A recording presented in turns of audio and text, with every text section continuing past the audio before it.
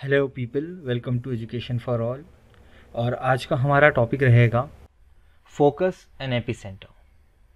अब देखिए, अर्थक्वेक जो आता है, अर्थक्वेक दो तरीके से आता है। एक हमने पढ़ा प्लूटोनिक अर्थक्वेक होता है, एक होता है शैलो अर्थक्वेक। उससे क्या क्या रिजल्ट होता है, उससे बनता है अर्थक्वेक। पहले तो जो टेक्टोनिक मूवमेंट है उससे अर्थक्वेक राइज होता है और दूसरा वॉल्केनो होता है। अब इनका कोई तो ओरिजिन होगा। तो देखो, जहाँ से मतलब फॉर एग्जाम्पल मैं ऐसे एक मैप ड्रॉ करता हूँ, ठीक है।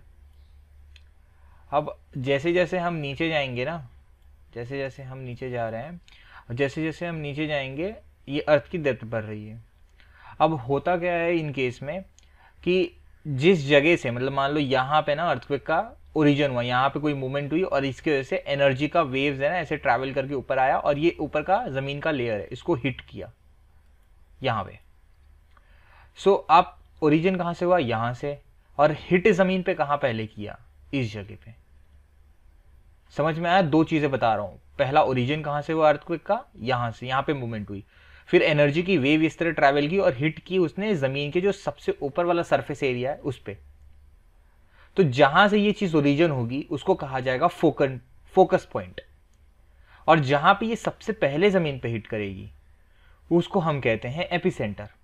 अब यहां पे एक फैक्ट याद रखिएगा, कोई भी जगह मतलब मान लीजिए यहां पे अर्थक्वेक अगर ओरिजिन होता है तो इससे एग्जैक्टली 90 डिग्री पे ना, एग्जैक्ट सीधा हमेशा उसका एपिसेंटर होगा, एग्जैक्ट हमेशा सीधा। क्योंकि सबसे देखो, एनर्जी इस तरह रिलीज होती है। अगर ये जगह है, यहां पे अगर रिलीज हो रहा है तो इस तरह से एक, इस तरह से पूरा एनर्जी का वेव रिलीज होता है और ऐसे करके फॉर्मेशन होता है। तो आप देखो ना, ये जगह पहले हिट होगा, ये जगह हिट होगा या यहाँ पे सबसे पहले हिट होगा। अगर आप कंपेयर करोगे मेजरमेंट से तो सबसे पहली जगह जो है क्लोजेस्ट ये वाली है। तो एनर्जी सबसे पहले कहाँ हिट होगी, ऑफकोर्स यही होगी। तो 90 डिग्री हमेशा ये फंडा रहता है कि 90 डिग्री में ही होता है ये, ठीक है। अब देखो, फोकस को दो नाम से जानते हैं, या तो आप फोकस बोल लो या तो आप उसको हाइपोसेंटर कह लो, ठीक है। दोनों दोनों का मतलब सेम होता है। अब यहाँ पे देखो, जैसे मैंने ऊपर अभी ड्राइंग बनाई थी, बिल्कुल इसी तरीके से यहाँ पे भी देखो इमेज में बताया गया कि यहाँ से ओरिजिन हुआ एंड एग्जैक्टली 90 डिग्री पे उसका क्या मिला हमको, एपिसेंटर, ठीक है। लेकिन वेव किस तरह ट्रैवल करती है, वेव ऐसे ट्रैवल कर रही है, इधर भी जा रही है, ये वेव ट्रैवल करके यहाँ भी जा रही है और ऊपर जाती है। अब वेव भी तीन तरीके की होती है, पी वेव होती है, एस वेव होती है, एल वेव होती है। अब ठीक है, सबके बारे में अगर एक हल्का सा ओवरव्यू दूं तो पी वेव जो होती है सबसे ज्यादा मतलब वो दोनों मीडियम में ट्रैवल कर लेती है। एस वेव जो होती है लिक्विड में ट्रैवल नहीं कर सकती है। और जो टी वेव होती है ये सबसे ज्यादा डिस्ट्रक्टिव होती है और ये सरफेस वेव होती है। ये देखो, ये सरफेस पे जब ये हिट कर देता है ना तो यहां जो वेव यानी यहां जो वाइब्रेशन जनरेट होता है उसी को कहा जाता है एल वेव, ठीक है। सबके बारे में एक हल्का सा ओवरव्यू दिया था, अब डिटेल में इसके बारे में हम पढ़ लेते हैं। आई होप आपको हाइपोसेंटर एपिसेंटर के बीच का डिफरेंस पता चल गया होगा। हाइपोसेंटर को ही फोकस कहा जाता है एंड जो नियरेस्ट प्लेस है इधर ये हिट करता है, दैट इज योर एपिसेंटर, ठीक है। Let's move. अब प्राइमरी वेव क्या होती है? अब ये वेव जो होती है ये अर्थ पे सबसे पहले पहुंचती है जब अर्थक्वेक का ओरिजिन होता है या फिर कोई टेक्टोनिक मूवमेंट होता है। यानी यहाँ पे अगर कोई मूवमेंट हुआ तो सबसे पहले सरफेस पे पहुंचने वाली जो वेव होती है दैट इज पी वेव। अब पॉइंट है कि पी वेव पहले पहुंचती है, ऐसा क्यों? ठीक है, बिकॉज अभी थोड़े समय पहले मैं बताया था कि ये दोनों मीडियम में ट्रैवल कर सकती है। लेकिन मान लो अगर कोई ऐसा एनर्जी रिलीज हुआ है जो कि मैग्मा में रिलीज हुआ है, अब वो तो मोल्टन लिक्विड है, ठीक है। उस स्टेट में तो एस वेव हमारी ट्रैवल नहीं कर पाएगी ना, उसमें तो सिर्फ पी वेव ट्रैवल कर पाएगी। They also move in a radial direction. अब रेडियल डायरेक्शन का जैसे मैंने बताया था कि यहाँ से ओरिजिन हुआ तो इससे करके पूरा सर्कुलर, मतलब आप देखेंगे तो ये एक तरह से सर्कुलर पाथ बना ना इसका ऐसे, ठीक है। मतलब जहां से ओरिजिन हुआ उसके आजू बाजू इस तरह से एनर्जी डिस्पर्स हो जाती है। जैसे यहाँ पे एनर्जी रिलीज हुई तो यहाँ पे एनर्जी ऐसे गई, फिर एनर्जी ऐसे गई, एक तरह से डी बनाने की कोशिश हो रही है, ठीक है, सर्कल बनाने की कोशिश हो रही है। तो रेडियल डायरेक्शन इस तरह का होता है। अब इसके रेडियल डायरेक्शन में होने की वजह से क्या होता है, जो रॉक होता है वो आगे पीछे होता है, बैक एंड फोर्थ होता रहता है, जिसकी वजह से इसको एक और नाम से जाना जाता है फॉरवर्ड बैकवर्ड वेव्स के। अब जो ये वेव है ये तीनों मीडियम में ट्रैवल कर सकती है। एज यू नो, एनर्जी को ट्रैवल करने के लिए, बेसिकली वाइब्रेशन को ट्रैवल करने के लिए मीडियम चाहिए होता है। लिक्विड, सॉलिड और गैस ये तीनों में मूव कर सकती है। अब जब ये लिक्विड में मूव करती है ना तो इसका जो डायरेक्शन है वो हल्का सा चेंज हो जाता है। अब ये जो प्राइमरी वेव है यही मेन कारण है जिसकी वजह से आप बिल्डिंग में देखेंगे, तो अभी जो शुरू में हमने वीडियो देखे थे पार्ट 1 में, उसके अंदर क्या हो रहा था, बिल्डिंग्स इस तरह से ऐसे ऐसे, मतलब पहले लेफ्ट जाती हैं फिर राइट जाती हैं, लेफ्ट राइट ऐसे करके हिलती हैं, लाइक कोई उन्हें धक्का देके पुश कर रहा है। ठीक है, ये प्राइम रीजन है। तो ये kind of filling the blanks as the column आपका बन जाएगा। सेकेंडरी वेव क्या होती है? अब जो वेव प्राइमरी वेव के बाद ट्रैवल करती है उस वेव को हम कहते हैं सेकेंडरी वेव। ठीक है, ये सेम प्राइमरी जैसे ये भी हर डायरेक्शन में स्कैटर्ड हो जाती हैं। अब इनकी जो वैल्यू पी वेव से कम होती है। ठीक है, अब हमने पी वेव में पढ़े थे कि जो मूवमेंट है वो इनका आगे और पीछे होता है, इनका ऊपर और नीचे होता है। ठीक है, it move up and down, इसकी energy up and down transfer होती है। लेकिन इसमें एक इंपॉर्टेंट चीज है जो पी वेव से कंप्लीटली इसको अलग करती है कि पी वेव जो है तीनों मीडियम में ट्रैवल कर सकते हैं, लेकिन एस वेव जो है हमारी वो सिर्फ और सिर्फ सॉलिड मीडियम में ट्रैवल होती है। एस वेव सारे मीडियम में ट्रैवल नहीं कर सकती है, एस वेव जो सिर्फ है सॉलिड मीडियम में ही ट्रैवल कर सकता है। ये एक इंपॉर्टेंट फैक्ट। जैसे ही वो लिक्विड में जाते हैं वो एब्जॉर्ब होकर गायब हो जाते हैं, यानी हम उनसे डिटेक्ट नहीं कर सकते हैं। अब जैसा पता चला था कि इसका मोमेंट अगर अप एंड डाउन होगा तो बिल्डिंग को भी ऊपर नीचे करेगी ना, तो ये प्राइम रीजन होता है इसके अप एंड डाउन का। और ये पी वेव से ज्यादा डिस्ट्रक्टिव है। पी वेव कैसा है, लेफ्ट में पुश करेगा फिर राइट में पुश करेगा। ठीक है, इस तरह से मोमेंट है, लेकिन ये ऊपर करेगा फिर नीचे आपको लाके स्लैम कर देगा। तो आप इस तरह समझ सकते हैं ये ज्यादा डिस्ट्रक्टिव है। लेकिन सबसे ज्यादा डिस्ट्रक्टिव कोई वेव है तो वो है हमारी एल वेव। अब ये वेव जो है इसका जनरेशन तब होता है जब पी और एस वेव जमीन पे आ जाए। मतलब इनका देखो यहां से ओरिजिन होता है पी और एस वेव का, लेकिन ये वेव जब यहां टकराएगी नहीं ना, जब तक ये सरफेस पे नहीं आती है तब तक एल वेव का जनरेशन नहीं होता है या जनरेट नहीं होती है। लेकिन जैसे ही वो यहां पहुंच जाती है, यहां पे जो मूवमेंट होता है इस तरह से, ठीक है, इसको कहा जाता है एल वेव मूवमेंट। अब ये जो एल वेव है ना, जैसे अर्थ इज राउंड, ठीक है, तो ये जो जितना पार्ट आपको ये इंक दिख रहा है बिल्कुल उसी एरिया में ट्रैवल करती है। मतलब अर्थ का सरकमफेरेंस है ना, उसी पे इनका ट्रैवलिंग होता है and they are highly destructive. अब सेसिमोग्राम के बारे में ऑलरेडी मैंने प्रीवियस वीडियो में बताया था, यहाँ पे उसके बारे में दिया हुआ है। सेसिमोग्राम क्या होता है, it record the seismic activity. Seismic activity मतलब मैंने लास्ट में बताया था आपको, सेस्मिक एक्टिविटी वो एक्टिविटी होती है जिससे हम लोग रिकॉर्ड करते हैं कि अर्थ में किस तरह की मूवमेंट हो रही है या कोई किस तरह का चेंजेस हो रहा है। अब सेसिमोग्राम बहुत सारे जगह यूज किया जाता है और जिससे वो जो इंफॉर्मेशन जनरेट होती है, यानी आप अगर ये पिक्चर को देखेंगे तो इसमें जिस तरह का ये सिंबल या फिर आप कह सकते हो जो मूवमेंट रिकॉर्ड हो रहा है कि अर्थ के अंदर इस तरह का मूवमेंट हो रहा है, इसी मूवमेंट को हम कहते हैं सेसिमोग्राफ। ठीक है, तो सेसिमोग्राफ इज अ मशीन और जो उसके ऊपर, फॉर एग्जांपल ये पेन जो है इसको आप सेसिमोग्राम समझो, और इससे जो मैं लिख रहा हूं, जो लिखा हुआ डिजाइन बना है उसको आप सेसिमोग्राफ समझो। ठीक है, आई होप आपको ये समझ में आया होगा। अब सेसिमोग्राफ से हम लोग माइक्रो सेस्मिक वेव को भी रिकॉर्ड कर सकते हैं, इसको भी मेजर किया जा सकता है। अब यहां पे बताने की कोशिश हो रही है कि किस तरह से एनर्जी रिलीज होती है, किस तरह से एनर्जी ट्रांसफर होती है। फॉर एग्जांपल यहाँ पे इन्होंने बलून को ऐसे इस तरह नीचे खींचे, उसके बाद बलून को रिलीज कर दिए। अब जो भी एनर्जी, पोटेंशियल एनर्जी इधर खींची हुई थी, वो एनर्जी जैसे ही वो छोड़ते हैं तो रिलीज हो जाती है। ठीक है, मैकेनिकल एनर्जी के साथ। तो अब ये जो एनर्जी है इस बलून को एक वाइब्रेशन क्रिएट करती है। आपके पास अगर स्टील का स्केल होगा तो आप उस स्केल को हल्का सा बेंड करिए, फिर उस स्केल को छोड़ दीजिए, तो आप देखेंगे उस स्केल जो है उसके अंदर एक वाइब्रेशन, यानी एक तरह से वाइब्रेट होता है पूरा स्केल थोड़े समय के लिए। अब वही एनर्जी को आप इमेजिन करो कि अर्थ में भी बिल्कुल इसी तरीके का एक टेंशनल फोर्स जनरेट होता है, वो जैसे ही रिलीज होता है तो इस तरह का एक वाइब्रेशन जनरेट होता है। ठीक, यहां पे भी सेम यही बताने की कोशिश है कि किस तरह से वेव ट्रैवल करती है। सेम ईयर एज वेल, इन्होंने कलर रखा है इसके अंदर, उसके बाद नीचे से प्लेट को इन्होंने हिट किए, हिट करने के बाद प्लेट के अंदर एक वाइब्रेशन जनरेट होता है, और जनरेशन से होता क्या है, जो अंदर का पार्टिकल है कलर का, रंगोली का, वो वहां मूव होने लगता है। ठीक है, तो या आप इस रंगोली के पार्टिकल को अर्थ पे बनी हुई बिल्डिंग्स को समझो, इंफ्रास्ट्रक्चर को समझो, तो जैसे यहाँ पे ये रंगोली डिस्ट्रॉय हो जाती है, बिल्कुल टेक्टोनिक मूवमेंट से अर्थक्वेक भी डिस्ट्रॉय हो जाता है। ठीक है, अब अर्थक्वेक का इफेक्ट क्या होता है वो भी एक बार देख लेते हैं। क्रैक्स आ जाते हैं, जमीन के अंदर ग्राउंड में क्रैक्स डेवलप हो जाएगा, लैंडस्लाइड होने लग जाएगी, ग्राउंड वाटर जो है उसमें चेंजेस आने लग जाएंगे, वेल जो होता है वो पूरी तरह से ड्राई हो सकता है, कुछ जगह ऊपर हो जाएगी, कुछ जगह नीचे हो जाएगी, ठीक है। सबसाइड हो सकता है, इमरजेंस हो सकता है, सुनामी का जनरेशन हो सकता है। लास्ट वीडियो में मैंने सुनामी के बारे में डिटेल में बताया था, ठीक है, एक बार आप गो थ्रू कर लीजिएगा अगर आपने अभी तक वो वीडियो नहीं देखे हो तो। अब सुनामी से जो कोस्टल एरिया है वो भी डिस्ट्रॉय हो जाता है, प्रॉपर्टी डिस्ट्रॉय हो जाती है। जहाँ पे बर्फ वाला इलाका है वहाँ पे एवेलांच आ जाता है। यहाँ पे इस वीडियो में आप नोटिस करिए कि किस तरह से एक एवेलांच एक जगह पे आया है और कितना स्ट्रांग हो सकता है। एवेलांच क्या होता है कि बहुत बड़ा माउंटेन है और यहाँ से देखिए बर्फ गिर रही है, ठीक है, तो ये बहुत ज़्यादा डिस्ट्रक्टिव होती है। बिल्डिंग कोलैप्स जाता है। ट्रांसपोर्टेशन का जो रास्ता है, मतलब मान लीजिए दिस इज रेलवे लाइन, ठीक है, अब जैसे ही अर्थक्वेक आएगा तो यहाँ ट्रेम्बलिंग होगी और हो सकता है कि ये जो ट्रैक्स हैं ये अपनी जगह से मूव हो जाए। अब इससे क्या होगा, एक्सीडेंट के केसेस बढ़ जाते हैं।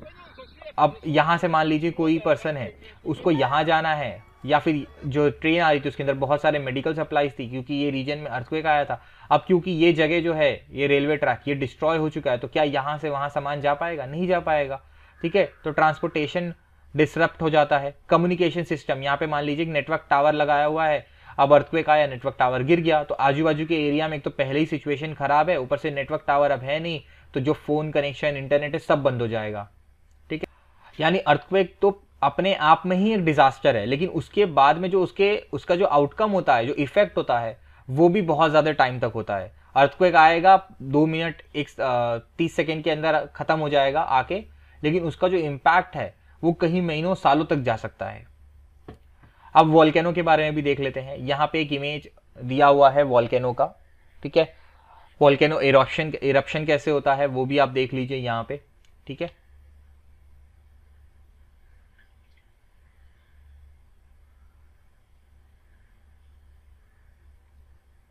आई होप अब तक आप ये सारी चीजें देख चुके होंगे। आगे मूव कर, अब जब आपने नोटिस किए कि जैसे ही ये वॉल्केनो एरप्ट हुआ उसके अंदर से बहुत सारे पार्टिकल, गैस और लिक्विड मैटर आउट हुआ, ठीक है। तो यही लिक्विड मैटर लेटर ऑन जब ये बाहर ज़मीन में रहे कि ड्राई हो जाएगा तो उसका रिजल्ट क्या होगा, लैंड फॉर्मेशन होता है, मिनरल्स फॉर्मेशन होते हैं, बड़े बड़े पत्थर बाउल्डर्स बनते हैं इससे, ठीक है। अब ये जो पूरा प्रोसेस होता है, जैसे ये वॉल्केनो से सारी चीज़ें निकल रही हैं, तो यही प्रोसेस को हम कहते हैं वॉल्केनिक एरप्शन, ठीक है। अब वॉल्केनो बनते क्यों हैं ये भी हम देख लेते हैं। अब होता क्या है, यहाँ पे ना फॉर एग्जाम्पल ये ज़मीन है। अब ज़मीन में ना यहाँ नीचे जो है, अब ज़मीन का जो बेसिक क्रस्ट है ना वो सेम लेवल का नहीं है, कहीं पे कम है कहीं पे ज़्यादा है, ठीक है। आप ऐसे मान लो, तो जहाँ पे कम होता है ना वहाँ पे ये मैग्मा जो है पेनिट्रेट करता है। अब ये जो कलर है, अब यहाँ पे अगर आप नोटिस करोगे तो ये जो मैग्मा है ये इस तरह से बाहर निकल रहा है। अब ये जहाँ निकलेगा, जहाँ पे इसको जगह मिलेगी, वहाँ पे छोटा सा ना ऐसा डोम का स्ट्रक्चर बन जाता है। अब ये कैसे बनता है, धीरे धीरे ना मैग्मा बाहर आता है, ये क्रैक है, इससे धीरे धीरे बाहर आएगा, यहाँ पे लेयर बनते जाएगा, मैग्मा बाहर आएगा एंड ड्राई अप हो जाएगा, मैग्मा बाहर आएगा ड्राई होगा, और ऐसे करके बनते जाएगा। और अगर आप नोटिस करेंगे तो ये एक डोम का शेप ले रहा है, और ऐसे करके मैग्मा का एक पूरा वेंट बन जाता है, और बीच में से जो मैग्मा है उसको रिलीज होने के लिए जगह रहती है, तो यहाँ से मैग्मा का एरप्शन होना चालू हो जाता है। आई होप आपको ये समझ में आया होगा, नहीं तो वीडियो में तो पक्का आपको समझ में आ चुका होगा। उससे बहुत सारी चीज़ें निकलती हैं, जैसे फॉर एग्जांपल ऐश निकलेगा, ऐश मतलब राख होता है। अब जिस तरह से वॉल्केनो का एरप्शन होता है ना, उसके हिसाब से हम जो है इस चीज़ को डिवाइड कर सकते हैं वॉल्केनो को, ठीक है। सबसे पहला है सेंट्रल टाइप ऑफ वॉल्केनो। इसका एक फाइनेस्ट एग्जाम्पल है माउंट किलिमंजारो, जो कि तंजानिया में है। इसका जो ऊपर का कैप है ना, ये वाला रीजन, ये इतनी हाइट पे होने के से यहाँ पे बर्फ जमी रहती है। अब या फिर आप जापान का माउंटेन भी ले सकते हैं, माउंट फुजियामा, ठीक है। अब होता क्या है, देखो कोनिकल माउंटेन बनने का सबसे प्राइम रीज़न क्या होता है कि नीचे से ना ये ज़मीन के, जब ये थोड़े समय पहले मैंने बताया था कि ये ज़मीन है, ज़मीन से माउंटेन से यहाँ से मैग्मा निकलने लगता है, तो धीरे धीरे धीरे ना यहाँ पे पाइलिंग होने लगती है मैग्मा की। पाइलिंग मतलब जमा होने लगता है। अब मैग्मा धीरे धीरे ऊपर आता है और दोनों तरफ ऐसे फ्लो होने लगता है, ऐसे इस तरफ भी जाएगा, बाहर निकल के धीरे धीरे फ्लो के ऐसे शेप लेने लगता है। तो अगर आप नोटिस करेंगे तो ये एक ट्राइंगल जैसा दिखने लगा है, ठीक है, ट्राइंगल जैसा दिखने लगा है। तो इसी माउंटेन को, जो कि कोन जैसा है, कोनिकल माउंटेन कहा जाता है। इसके बीच में ना यहाँ पे एग्जैक्टली इसके सेंटर में एक पाइप जैसा वेंट होता है जिससे लगातार मैग्मा निकलते रहता है और इस तरह के इरप्शंस होते रहते हैं। अब इस टाइप के वॉल्केनो में ना इरप्शन सिर्फ इसके मेन वेंट से हो रहा है, यानी जो बीच की पाइप है उसी के अंदर से वॉल्केनो या फिर लावा निकल रहा है। लेकिन इसके ही अगर हम इसके आगे काउंटर में दूसरा वॉल्केनो देखते हैं तो उस वॉल्केनो में हम देख सकते हैं फिशर टाइप ऑफ वॉल्केनो। अब फिशर टाइप ऑफ वॉल्केनो जिसके अंदर जो एरप्शन होता है वो सिर्फ एक सिंगल वेंट से नहीं होता है, बट बहुत सारे उसमें छोटे छोटे क्रैक होते हैं, उन क्रैक को ही फिशर कहा जाता है। अब जो फिशर टाइप के वॉल्केनो एरप्शंस होते हैं उसके अंदर भी सेम मॉल्टन मैग्मा निकलता है एरप्शन से और जो दोनों तरफ स्प्रेड हो जाता है, और ऐसे ही वॉल्केनो से ही हमारा प्लाटू जनरेट होता है। प्लाटू क्या होता है, ऐसे ज़मीन है, अब वॉल्केनो यहाँ से निकलने लगा, ठीक है, मॉल्टन लावा से यहाँ से वॉल्केनो धीरे धीरे ऊपर की तरफ आने लगा और आने के बाद यहाँ आके जमा होने लगा। लेकिन धीरे धीरे आप नोटिस करेंगे कि इधर से भी निकल रहा है वॉल्केनो, यहाँ से भी इसका लावा निकल रहा है और लावा निकलने से ये लावा यहाँ पे स्प्रेड हो गया, जिससे ये जगह जो है आप नोटिस करेंगे थोड़ी सी अपलिफ्ट हो गई as compare to this area. इस जगह से ये जगह थोड़ी सी ऊपर हो गई। अब प्लाटू क्या होता है, प्लाटू इज अ आप कह सकते हो अपलिफ्टेड एरिया, लेकिन उसका ऊपर का जो टॉप होता है वो काफ़ी प्लेन होता है। प्लेन मतलब ऐसा सीधी ज़मीन होती है, ठीक है, लेकिन वो बाकी ज़मीन से थोड़ी ऊपर हाइट पे होता है, ठीक है। अब इंडिया में जो डेक्कन प्लाटू हुआ है ना वो बिल्कुल इसी तरीके से फॉर्म हुआ है। इसीलिए जब आप महाराष्ट्र में, मध्य प्रदेश में या कर्नाटक के रीजन में देखेंगे तो यहाँ पे ब्लैक सॉइल बहुत ज़्यादा डोमिनेंस है। इसका रीज़न ही यही है कि यहाँ पे वॉल्केनो निकला था और बेसॉल्टिक रॉक जो थी, यानी जब ज़मीन के ऊपर दो तरह के लावा होते हैं, एसिडिक एंड बेसिक। जब बेसिक लावा स्प्रेड हो जाता है तो उससे फॉर्म होता है बेसाल्ट का, ठीक है, और ये बेसाल्ट जो होता है इसी को बहुत सालों तक इरोजनल प्रोसेस हुआ और इससे बेसाल्टिक प्लेन बन गया, ठीक है। ओके, अभी अगर नहीं समझा होगा तो आप इस चीज़ को इग्नोर कर सकते हैं, जस्ट रिलेटेड था हमारे सिलेबस से, इसीलिए मैंने आपको ये टॉपिक एक्सप्लेन कर दिया, ठीक है। अब यहाँ पे कुछ चीज़ें रिमेंबर कराने कहा गया है, देख लेते हैं क्या है ये। 3 तरह के वॉल्केनो की बात की गई है। पहला है एक्टिव वॉल्केनो, दूसरा है डॉर्मेंट वॉल्केनो और तीसरा है एक्सटिंक्ट वॉल्केनो। एक्टिव वॉल्केनो वो वॉल्केनो होते हैं जिसमें लगातार हमको देखना पड़ता है कि यहाँ पे इरप्शंस हुए जा रहे हैं और ये बहुत ज़्यादा हैजार्डस होते हैं। ज़्यादातर ऐसे वॉल्केनो के आजू बाजू कोई मेजर सिटी आपको नहीं मिलेगी। जापान क्योंकि एक छोटा सा आइलैंड है, वहाँ पे ज़्यादा स्पेस है नहीं, तो वहाँ पे लोगों को रहना पड़ता है। ये माउंट स्ट्रोम्बोली, इसको कहा जाता है टॉर्च ऑफ मेडिटेरियन, यानी टॉर्च का मतलब क्या होता है, लाइट, क्योंकि इसके अंदर इतने लगातार एरप्शंस होते रहते हैं, इसको कहा गया है लाइट हाउस एक तरह का, ठीक है। टॉर्च ऑफ मेडिटेरियन या लाइट हाउस ऑफ मेडिटेरियन कहा जाता है इसको। अब दूसरा है डॉर्मेंट वॉल्केनो। डॉर्मेंट वॉल्केनो में आता है हमारा माउंट वेसुवियस जो कि इटली में है, फिर उसके बाद में कटमाए, ये अलास्का में है। हमारा बैरन आइलैंड जो है ये भी इसी के अंदर आता है। हुआ क्या ना, 2000 से पहले इसको डॉर्मेंट समझा जाता था। अब ये बुक शायद से मेरे ख्याल से इन्होंने अपडेट नहीं किया ये इन्फॉर्मेशन को, लेकिन लास्ट 2018 में ही इसका एरप्शन हुआ है। मुझे नहीं पता इन्होंने बैरन आइलैंड यहाँ क्यों रखे हैं, बट 2018 में आप ऑनलाइन सर्च भी कर सकते हो, 2018 में इसका एरप्शन हुआ है। और बैरन आइलैंड जो है अब ये एक्टिव वॉल्केनो के अंदर आ चुका है। बैरन आइलैंड इंडिया का ओनली आइलैंड है, ठीक है, जहाँ पे एरप्शन होता है। मैंने इसको लास्ट वीडियो में कवर किया है, आप उसको एक बार जाके देख सकते हैं। नहीं तो मैं यहाँ पे देखिए, यहाँ पे बैरन आइलैंड का पिक्चर है और यहाँ पे एरप्शन हो रहा है, ठीक है। चलो, और लास्ट में है डॉर्मेंट वॉल्केनो। मैंने जैसे शुरू में ही बताया था ये पढ़ाते हुए कि यहाँ पे जो माउंट किलिमंजारो है उसके आजू बाजू बर्फ जमी हुई है। अब बर्फ क्यों जमी हुई है, कि बहुत सालों से ना, क्योंकि एक तो हाइट पे है तो स्नोफॉल होती है, और लेकिन वहाँ पे वॉल्केनो एरप्शन होता नहीं है, तो बर्फ जो है पाइल अप होते जा रही है, जमा होते जा रही है, ठीक है। तो ये तीनों वॉल्केनो मैंने आपको बता दिए।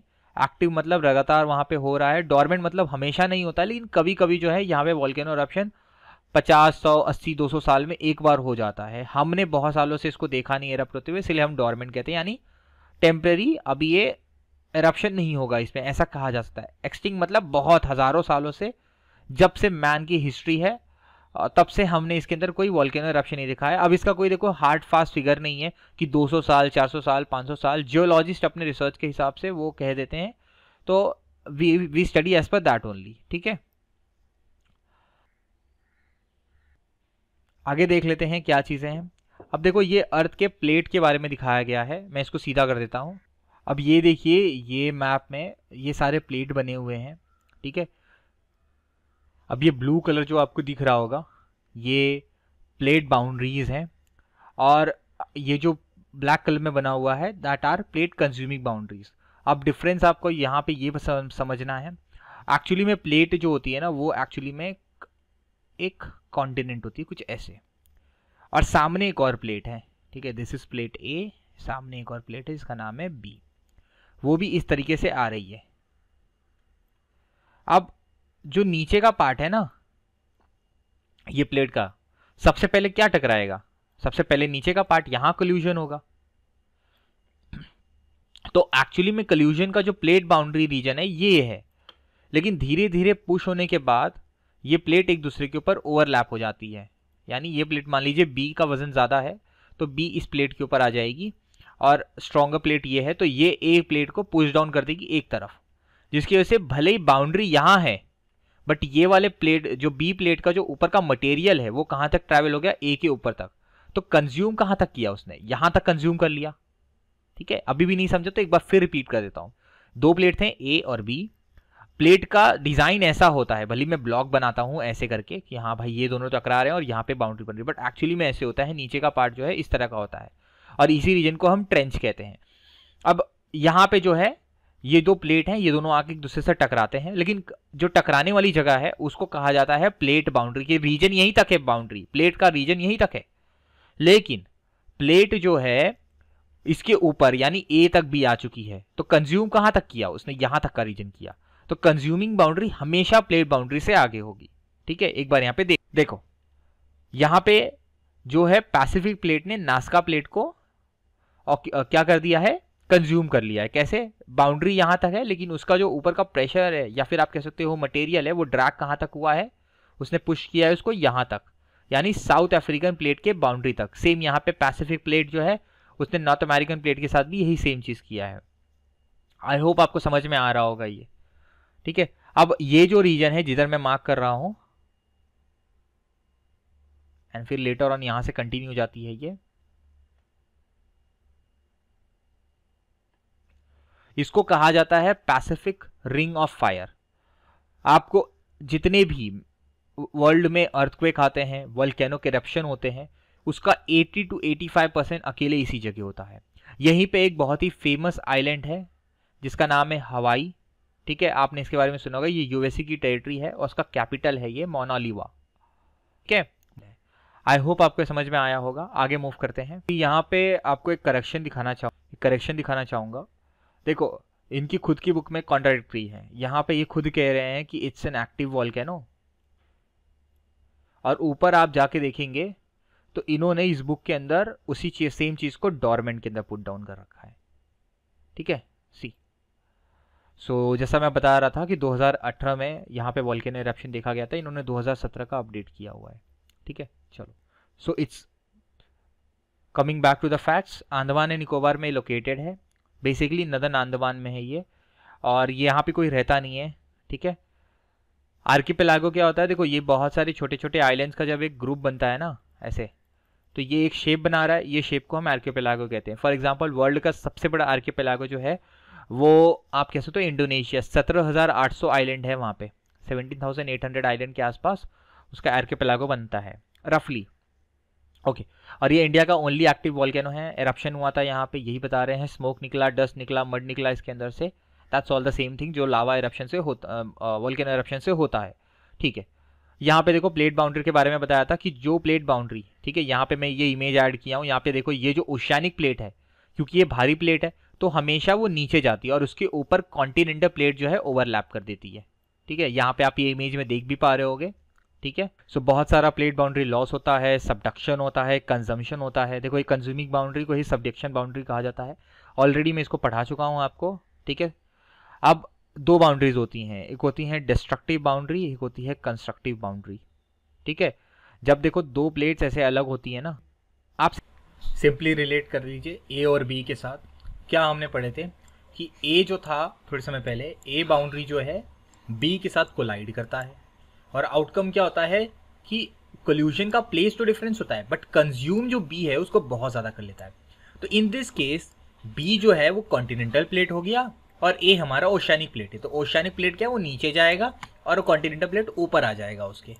ठीक है, इसके अलावा तो ये चैप्टर हमारा यहाँ पे एंड होता है। कोई भी डाउट अगर आपको हो तो कमेंट सेक्शन में आप मुझसे पूछ सकते हैं। Thank you guys for watching the video. If you guys like the video, do share it among other students as well. Subscribe to the channel.